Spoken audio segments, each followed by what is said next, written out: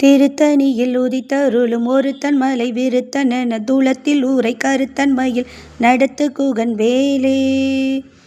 ஓ முருகா. முருகனின் அறுபடை வீடுகளை பற்றி பார்ப்போம்.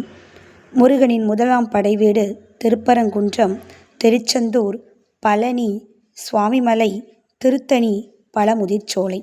திருப்பரங்குன்றம் தெய்வ யானையை மணமுடித்த ஸ்தலம். திருச்செந்தூர் சூரபத்மனை வென்ற தலம். பழனி ஞானப்பழத்தை பெற்ற ஸ்தலம். சுவாமிமலை இறைவனுக்கே பாடம் சொன்ன தலம். திருத்தணி வள்ளியை மணம் பிடித்த தலம். பழமுதிர்ச்சோலை நக்கீரருக்கு முருகர் காட்சி கொடுத்த ஸ்தலம். தேவியர்கள் 2. வள்ளி தெய்வயானை. இச்சாசக்தி கிரியாசக்தியின் வடிவமாக மட்டுமே இவர்கள் இருக்கிறார்கள். இச்சாசக்தி என்பது அன்பு வடிவமான பக்தி.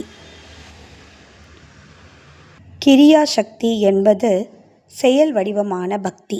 அன்பு வடிவமாகவும் செயல் வடிவமாகவும் இறைவனை வழிபட்டால்தான் ஞான வடிவமாகிய இறைவனை நாம் அடைய முடியும் என்பதை உலகத்திற்கு உணர்த்தவே இவ்விரு தேவியர்கள் ஆவார்கள்.